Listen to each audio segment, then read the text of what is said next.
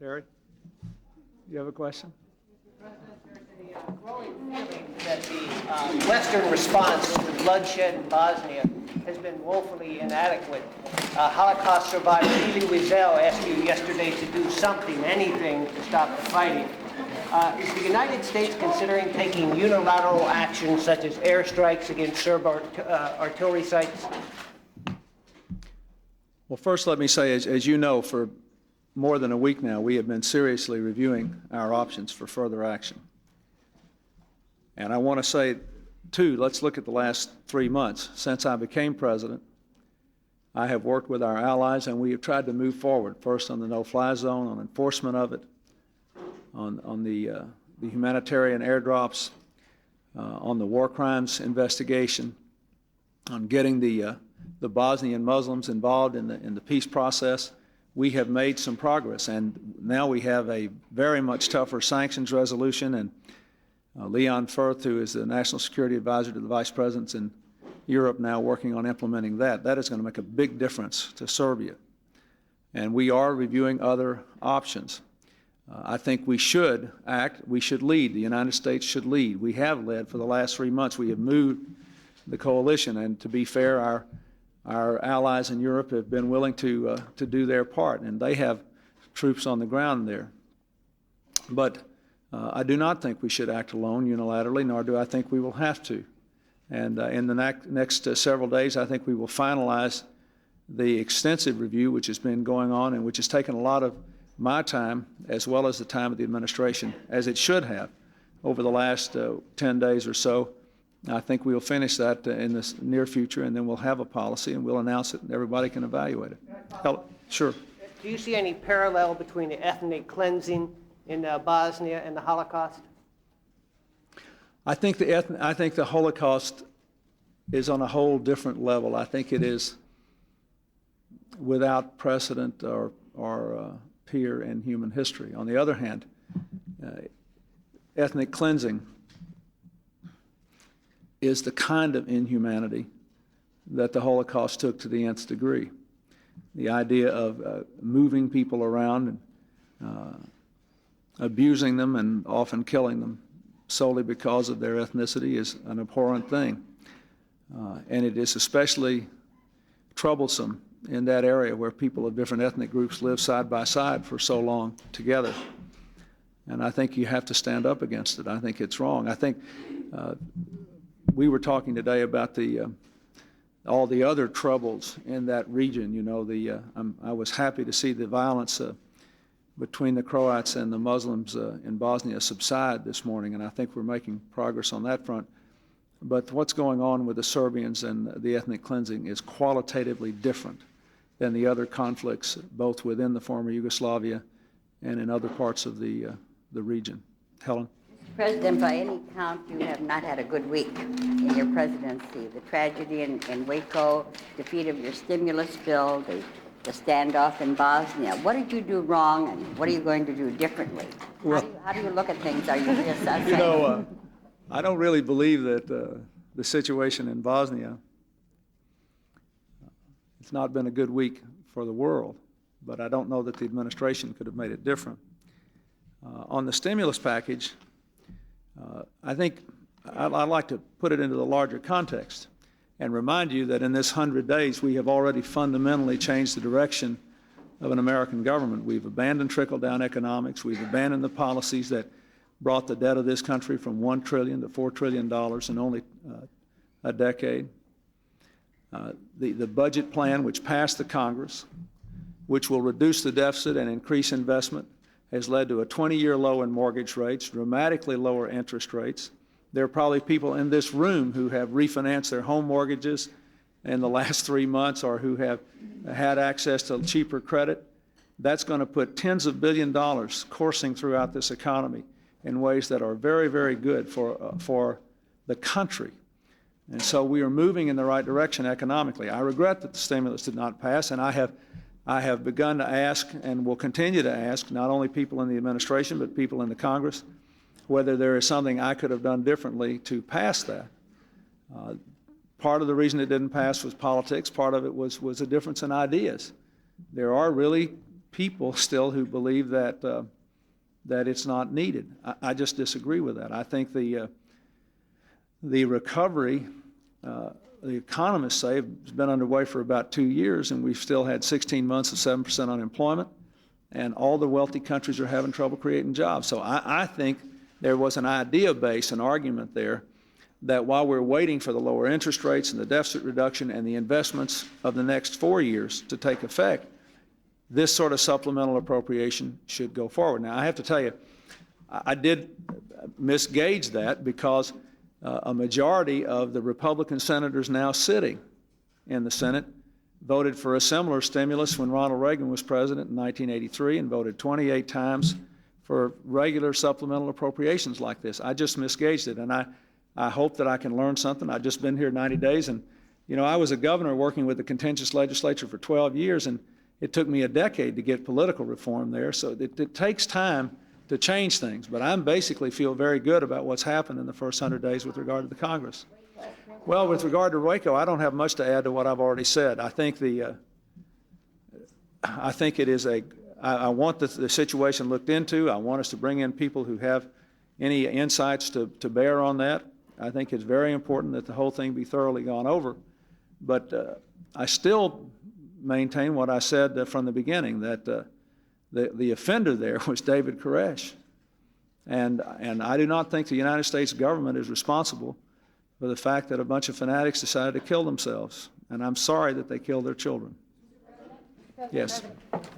To follow up partly on Helen, on your stimulus package and on your political approach to Capitol Hill, Ross Perot said today that you're playing games with the American people in your tax policy. He was strongly critical of your stimulus package. He said he's going to launch an advertising campaign against the North American Free Trade Agreement.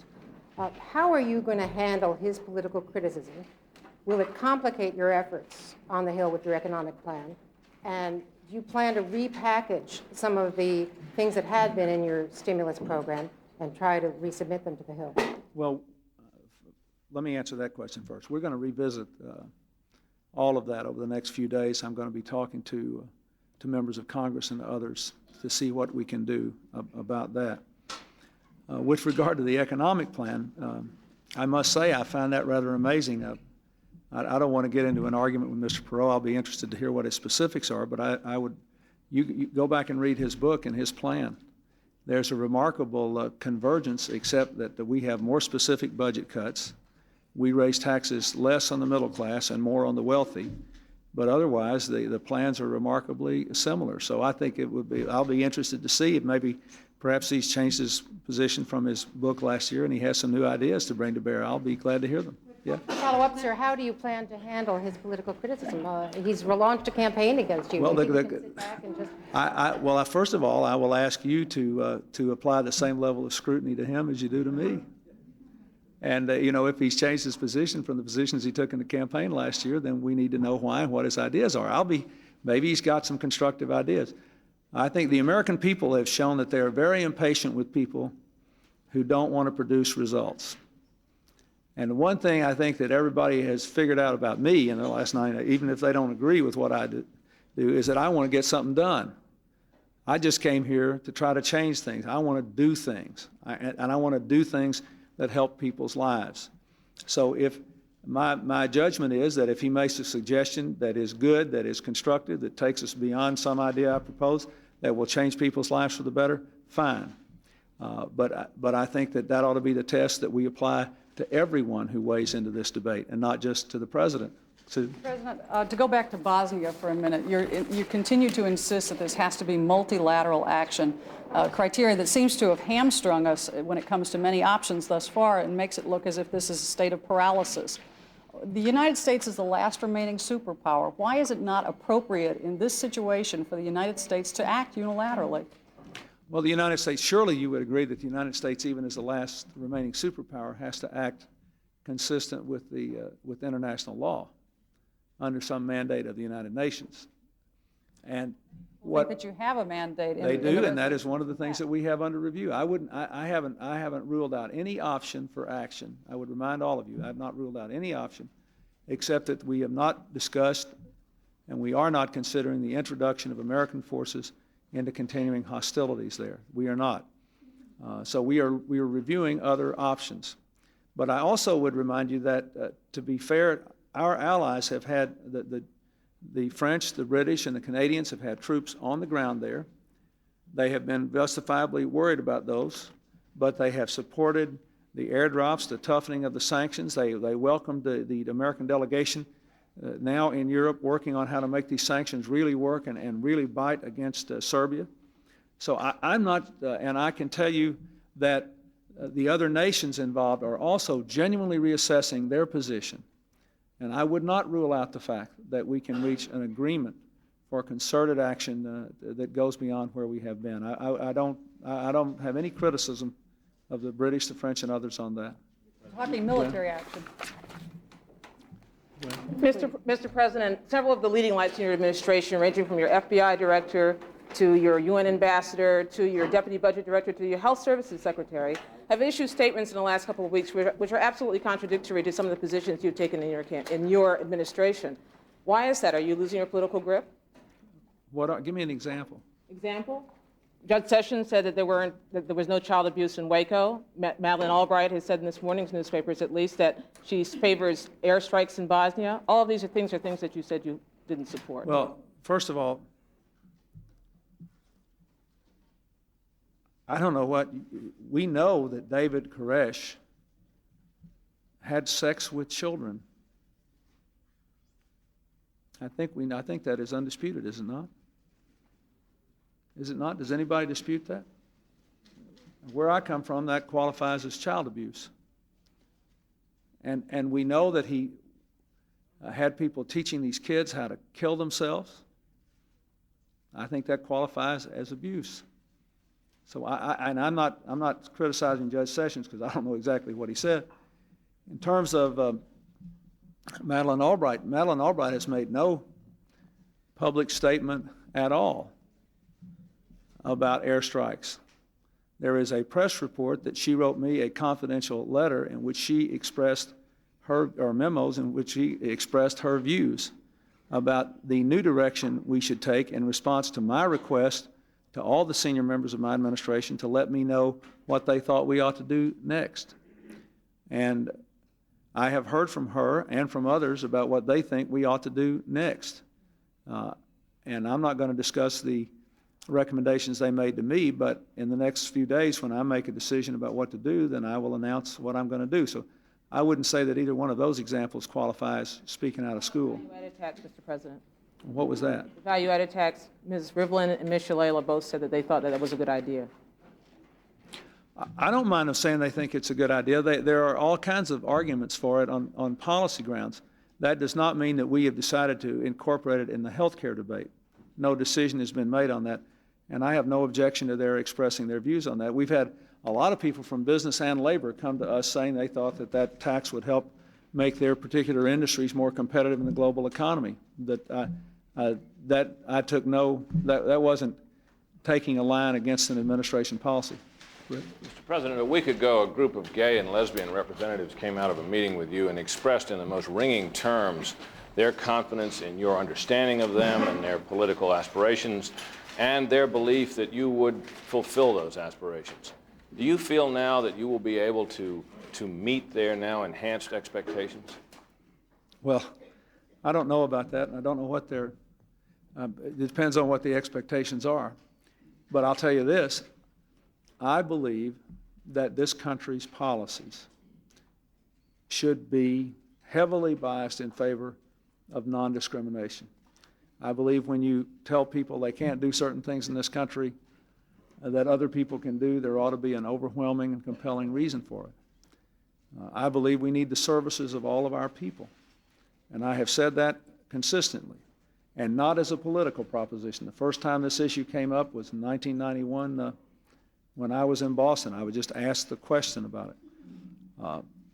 And I might add, it's interesting that I have been attacked. Obviously, those who disagree with me here are primarily coming from the political right in America. When I was governor, I was attacked from the other direction for sticking up for the rights of religious fundamentalists to run their child care centers and to practice homeschooling under appropriate safeguards. I just have always had an almost libertarian view that we should try to protect the rights of American individual citizens to live up to the fullest of their capacities, and I'm going to stick right with that.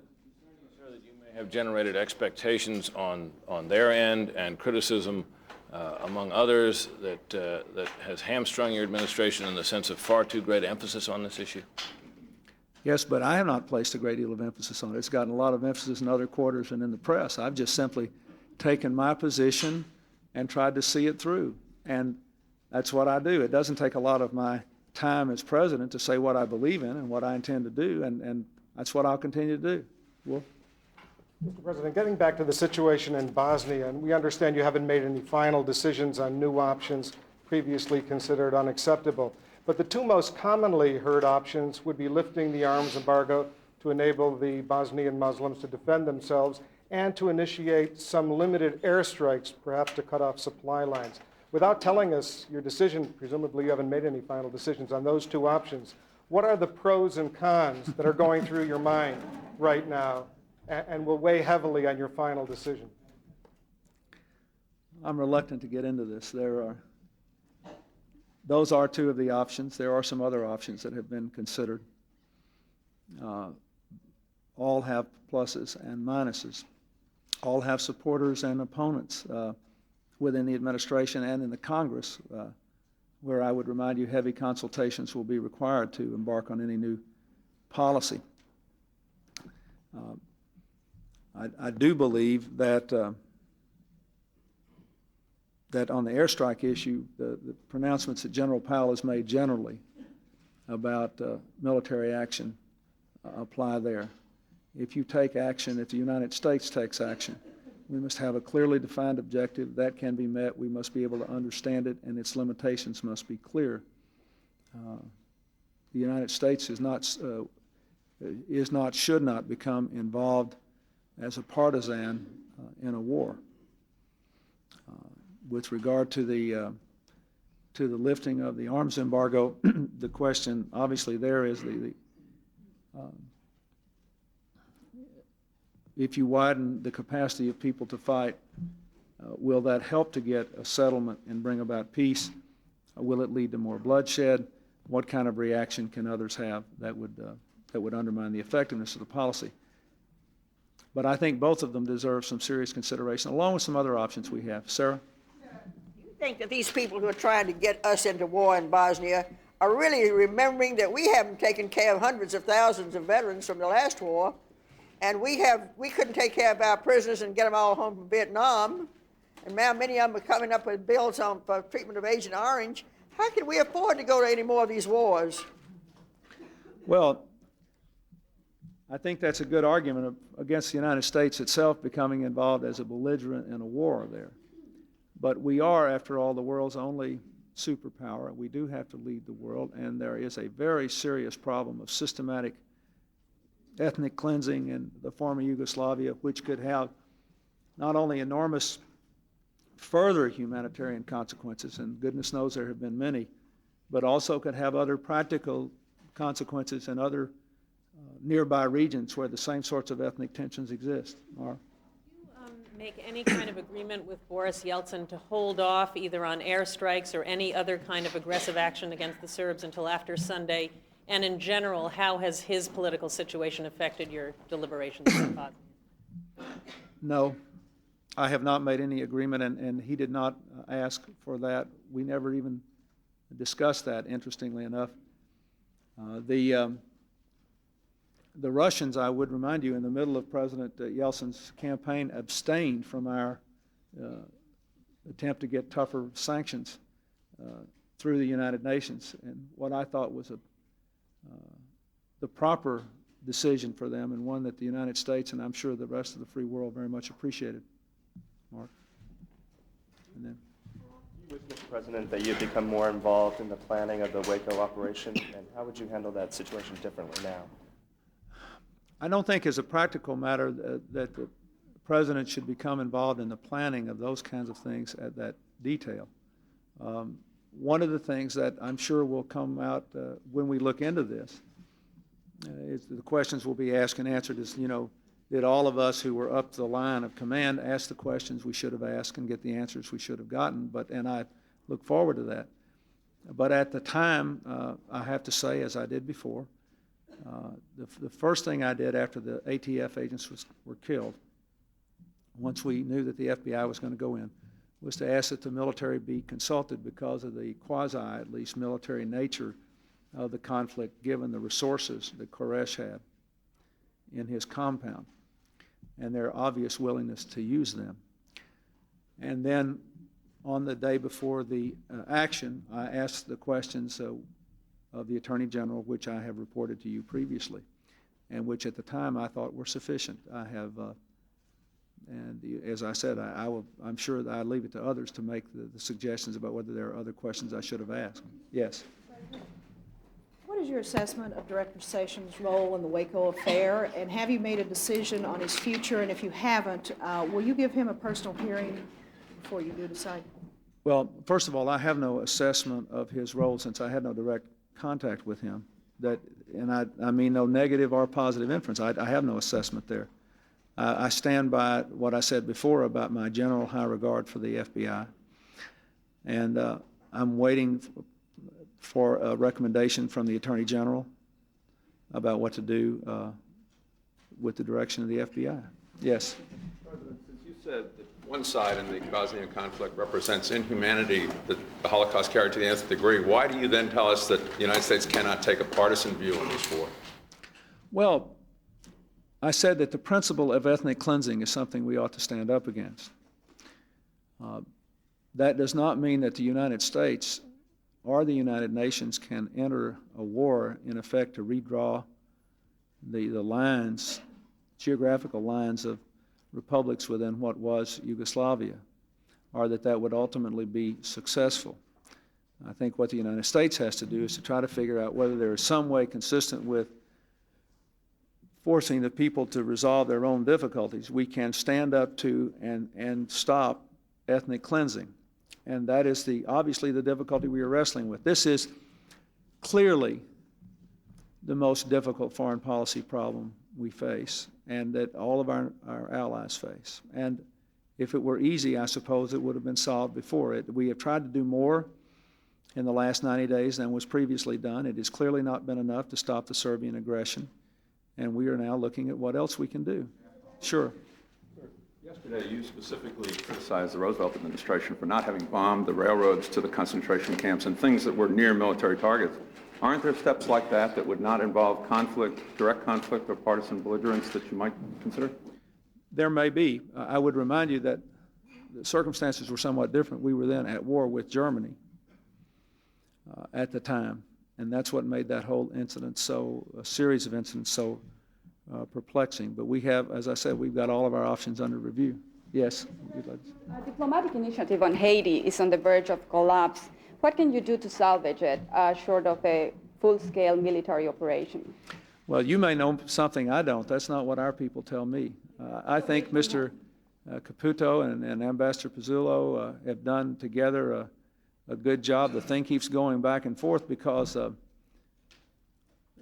people who are involved with the de facto government there, it's obvious what their concerns are. They were the same concerns that led to the ouster of Aristide in the first place, and President Aristide, we feel, should be restored to power, and so we're working toward that. And I get a report on that. We discuss it at least 3 times a week, and I'm convinced that we're going to prevail there and be successful. I do believe that there's every reason to think that there'll have to be some sort of multilateral presence to try to guarantee the security and the freedom from violence of people on both sides of the ledger while we try to establish the conditions of ongoing civilized society. But I believe we're going to prevail there. Mary? Mr. President, would you care to make your assessment of the first 100 days before we make one for you? Well, I'll say, if I believe, first of all, we passed the budget resolution in record time. That was the biggest issue. That confirmed the direction of the administration and confirmed the commitments of the campaign that we could both bring the deficit down and increase investment, and that we could do it by specific spending cuts and by raising taxes, almost all of which come from the highest income people in the society, reversing a 12-year trend in which Most of the tax burdens were borne by the middle class, whose incomes were going down while their taxes were going up, while the deficit went from $1 trillion to $4 trillion, the total national debt, and the deficit continued to go up. We have a 20-year low in interest rates on mortgages. We have lower interest rates across the board. We have tens of billions of dollars flooding back into this economy as people refinance their debt. We have established a new environmental policy, which is dramatically different. The Secretary of Education has worked with me and with others and the governors to establish a new approach in education that focuses on tough standards as well as increasing opportunity. We have done an enormous amount of work on political reform, on campaign finance and lobbying reform, and I've imposed tough ethics requirements on my own administration's officials. These things are consistent with not only what I said I'd do in the campaign, but with turning the country around. The Vice President is heading a task force which will literally change the way the federal government operates and make it much more responsive to the citizens of this country. We are working on a whole range of other things, the welfare reform initiative to move people from welfare to work. And of course, a massive amount of work has been done on the health care issue, which is a huge economic and personal security problem for millions of Americans. So I think it's amazing how much has been done. More will be done. And we also passed the family leave bill, a version of the motor voter bill that has not come out of conference back to me yet. And everything has been passed except the stimulus program. So I think we're doing fine and we're moving in the right direction. I feel good about it. Follow-up. Wouldn't you say, though, that one of your biggest initiatives, aid to Soviet Russia, is now practically finished? If we can't pass a stimulus bill in our own country, how can we do it for them? Well, let me recast the question just a little bit. It's a good question. It's a good question, but I have to be fair, we got to recast it. We have already, the first round of aid to Soviet, to non-Soviet Russia, to a democratic Russia, is plainly going to go through, the first $1.6 billion. The aid that we agreed with our partners in the G7 to provide through the international financial institutions, which is a big dollar item, is plainly going to go through. The question is, can we get any more aid for Russia that requires a new appropriation by the United States Congress? And that is a question, I think, Mary, that will be resolved in the weeks ahead, in part by what happens to the American workers and their jobs and their future. I think the two things will be tied by many members of Congress. Yes, go ahead. Documenting horrendous and nearly criminal conduct on the part of the Navy. How much did you discuss the incident and what might be done about it with your nominee to be the Secretary of the Navy? First, let me comment a little on that. The Inspector General's report details conduct which is wrong and which has no place in the armed services. And I expect the report to be acted on in the appropriate way. I also want to say to the American people and to all of you that the report should be taken for what it is, a very disturbing list of allegations which will have to be thoroughly examined. It should not be taken as a general indictment of the United States Navy or of all the fine people who serve there. It is very specific in its allegations, and it will be pursued. The only thing I said to the Secretary-Designate of the Navy, and the only thing I should have said to him, I think, is that I expected him to take the report and to do his duty, and I believe he will do that. Mr. President, to go back to Russia for just a minute.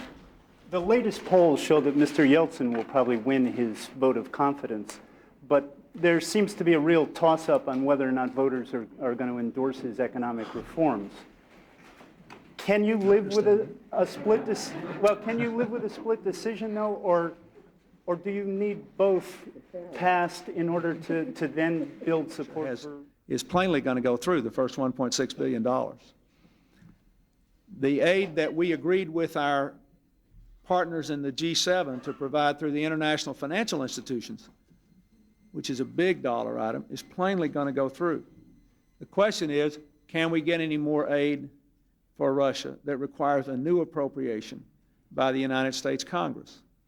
And that is a question, I think, Mary, that will be resolved in the weeks ahead, in part by what happens to the American workers and their jobs and their future. I think the two things will be tied by many members of Congress. Yes, go ahead. Documenting horrendous and nearly criminal conduct on the part of the Navy. How much did you discuss the incident and what might be done about it with your nominee to be the Secretary of the Navy? First, let me comment a little on that. The Inspector General's report details conduct which is wrong and which has no place in the armed services. And I expect the report to be acted on in the appropriate way. I also want to say to the American people and to all of you that the report should be taken for what it is, a very disturbing list of allegations which will have to be thoroughly examined. It should not be taken as a general indictment of the United States Navy or of all the fine people who serve there. It is very specific in its allegations, and it will be pursued. The only thing I said to the Secretary-Designate of the Navy, and the only thing I should have said to him, I think, is that I expected him to take the report and to do his duty. And I believe he will do that. Mr. President, to go back to Russia for just a minute. The latest polls show that Mr. Yeltsin will probably win his vote of confidence, but there seems to be a real toss-up on whether or not voters are going to endorse his economic reforms. Can you live with a split decision, though, or do you need both passed in order to then build support for Russian aid?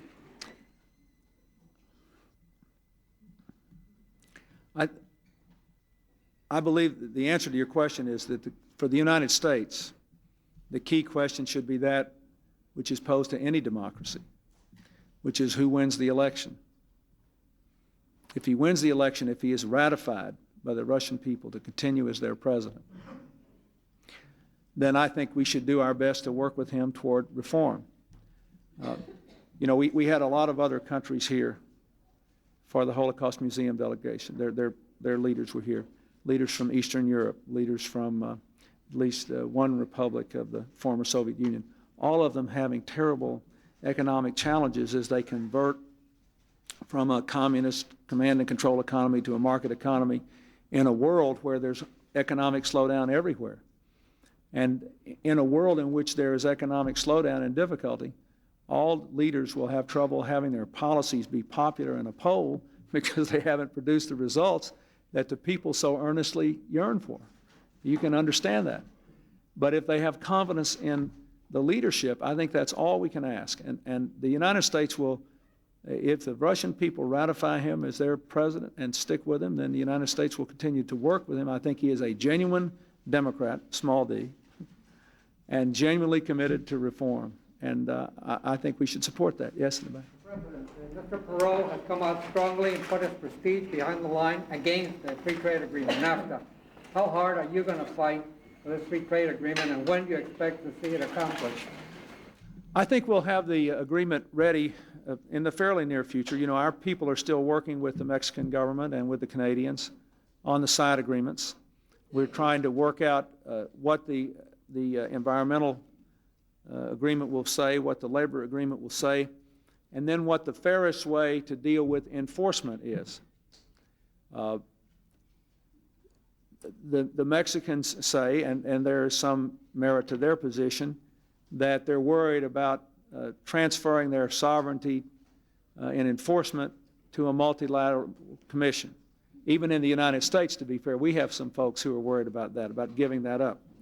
On the other hand, if we're going to have an environmental agreement and a labor standards agreement that means something, then there has to be ultimately some consequences for violating them.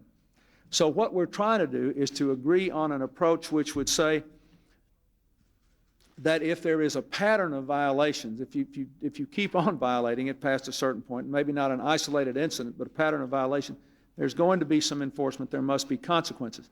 And we're working out the details of that. But I still feel quite good about it, and this is just an area where I disagree with Mr. Perot and with others. I think that we will win big if we have a fair agreement that integrates more closely the Mexican economy and the American economy and leads us from there to Chile, to other market economies in Latin America, and gives us a bigger world in which to trade. I think that's the only way a rich country can grow richer. If you look at what Japan and other countries in the Pacific are doing to reach out in their own region, it's a pretty good lesson to us that we better worry about how to build those bridges in our own area. So this is an idea battle. You know, you got a lot of questions, and I want to answer them all, but let me say, not every one of these things can be distilled simply into politics. You know, who's for this and who's for that, and if this person's for this, somebody else got to be for that. A lot of these things honestly involved real debates over ideas, over who's right and wrong about the world toward which we're moving. And the answers are not self-evident. And one of the reasons that I wanted to run for president is I wanted to sort of open the floodgates for debating these ideas so that we could try to change in the appropriate way. So I just have a difference of opinion. I believe that the concept of NAFTA is sound, even though, as you know, I thought that the details needed to be improved. David? President, there was a tremendous flurry of interest earlier this month in the Russian document that purported to show that the Vietnamese had held back American prisoners. General Vesey has now said publicly that while the document itself was authentic, he believes that it was incorrect. Do you have a personal view at this point about that issue? And more broadly, do you believe that, in fact, the Vietnamese did return all the American prisoners at the time of the Paris Peace Accord? First, let me say I saw General Vesey both before he went to Vietnam and after he returned. And I have a high regard for him, and I appreciate his willingness to serve his country in this way. As to whether the document had any basis in fact, let me say that the government of Vietnam was more forthcoming than it had been in the past and gave us some documents that would tend to undermine the validity of the Russian document's claim. I do not know whether that is right or wrong. We are having it basically evaluated at this time, and when we complete the evaluation, we'll tell you, and of course we want to tell the families of those who were missing in action or who were POWs. I think that we'll be able to make some progress in eliminating some of the questions about the outstanding cases as a result of this last interchange. But I cannot say that I'm fully satisfied that we know all that we need to know. There are still some cases that we don't know the answers to, but I do believe that we're making some progress. I was encouraged by the last trip.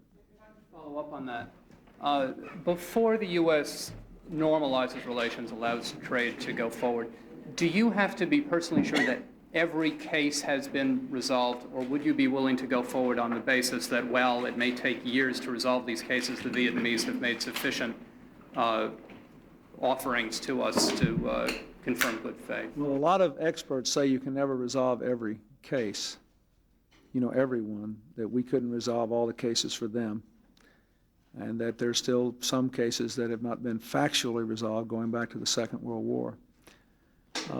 But what I would have to be convinced of is that we had gone a long way toward resolving every case that could be resolved at this moment in time, and that there was a complete, open, and unrestricted commitment to continue to do everything that could be done always to keep resolving those cases, and we're not there yet. Again, I have to be guided a little bit by people who know a lot about this, but I have to, and I confess to being much more heavily influenced by the families of the people whose lives were lost there or whose lives remain in question than by the commercial interest and the other things which seem so compelling in this moment. I just am very influenced by how the families feel. Yes? Of your economic stimulus package, are you doing some kind of reality check now and scaling back some of your plans, your legislative plans for the coming year, including the crime bill, the health care initiative, and other things? Are there any plans to do that? And also, did you underestimate the power of Senator Bob Dole? What I underestimated was the extent to which what I thought was a fairly self-evident case, particularly after we stayed below the spending caps approved by this Congress, including the Republicans who were in this Congress last year, when we had already passed a budget resolution which called for over $500 billion in deficit reduction, when they had voted repeatedly for supplemental appropriations to help foreign governments, I thought that at least 4 of them would vote to break cloture, and I underestimated that. I did not have an adequate strategy of dealing with that. I also thought that if I made a good faith effort to negotiate and to compromise, that it would not be rebuffed. Instead, every time I offered something, they reduced the offer that they had previously been talking to the majority leader about. So it was a strange set of events. But I think what happened was, what was a significant part of our plan, but not the major part of it, acquired a political connotation that got out of proportion to the merits, so that a lot of Republicans were saying to me privately, Mr. President, I'd like to be for this, but I can't now, and we're all strung out and we're divided. And I think we need to do a reality check. As I said, what I want to know, let me go back to what I said, what I want to know from our folks and from our friends in the Senate, and Republicans or Democrats, is what could I have done differently to make it come out differently? Because the real losers here were not the President and the administration. The real losers were the hundreds of thousands of people who won't have jobs now. We could have put another 700,000 kids to work this summer. I mean, we could have done a lot of good things with that money, and I think that is very, very sad. And it became more political than it should have. But the underlying rationale, I don't think holds a lot of water, that it was deficit spending. That just won't wash. No, I mean, you know, for example, you mentioned the crime bill. I think it would be a real mistake not to pass the crime bill. I mean, the crime bill was almost on the point of passage last year, and they were all fighting over the Brady bill. Surely, after what we have been through in this country just in the last 3 months with the kind of mindless violence we have seen, we can pass a bill requiring people to go through a waiting period before they buy a handgun. And surely we can see that we need more police officers on the street. That's another thing. I really believe that once we move some of that money, not all, but some of it up into this jobs package to make some of the jobs, rehiring police officers on the street who've been laid off, that would be a compelling case. I mean, the people are scared in this country, and I think we need to go forward. I feel very strongly that we need to go forward on the crime bill. Yes. President, back to the tailhook report for a second. That report contained very strong criticism of the Navy's senior leadership in general, but did not name any of the senior officers. Do you believe that the senior officers who were implicated in this, including Admiral Kelso, who was there one night in Las Vegas, should they be disciplined, and do you believe the public has the right to know the names of the senior officers?